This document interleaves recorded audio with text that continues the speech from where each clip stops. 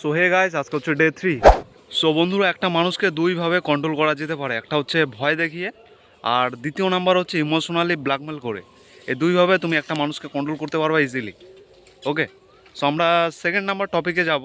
তো ইমোশনালি কীভাবে একটা মানুষকে কন্ট্রোল করা যেতে পারে। সো বন্ধুরা, আজকে আমরা আলোচনা করব গ্যাস লাইটিং। তো এটা একটা এমন একটা টিপস যে অনেক জায়গায় এইটা ইউজ করা হয়। তো অনেক এই গ্যাস লাইটিং এই টিপসটা মানুষের কনফিউশন আর সেলফ ডাউট তৈরি করে।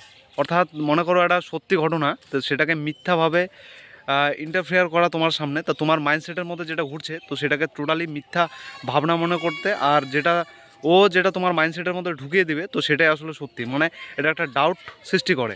ঠিক আছে, তো এটা ডাউট এমনভাবে সৃষ্টি করবে যেটা তুমি মিথ্যাটাকেও সত্যি ভাবতে তুমি একদম কনফিউজ হয়ে যাবা। ওকে, তো যার সামনে এটা ইন্টারফেয়ার করা হয়, তো সেই মানুষটা বুঝতে পারে না যে তাকে একটা ভুল সিদ্ধান্ত নেওয়ার জন্য তাকে জোর জবরদস্তি করা হচ্ছে তার মাইন্ডসেটের মধ্যে। তো অবশেষে সেই মানুষটা এই ভুল সিদ্ধান্তটা নিয়ে নেয়, আর তাকে টোটালি ডাউট ফিল করানো হয়, তো এই গ্যাস লাইটিংয়ের মাধ্যমে। তো তোমাদের কোনো কনফিউশন থাকলে কমেন্টে জানাতে পারো। আর ভিডিওতে নতুন হলে তো চ্যানেলটা সাবস্ক্রাইব করতে পারো। তো 90 দিন পাশে থাকো, আমি টোটালি তোমাদেরকে সব কিছু শিখিয়ে দেবো। ঠিক আছে, আর এই ছিল আজকের টপিক। তো চলো নেক্সট ব্লগে আর ডে 4-এ দেখা হচ্ছে। ওকে, সো টাটা।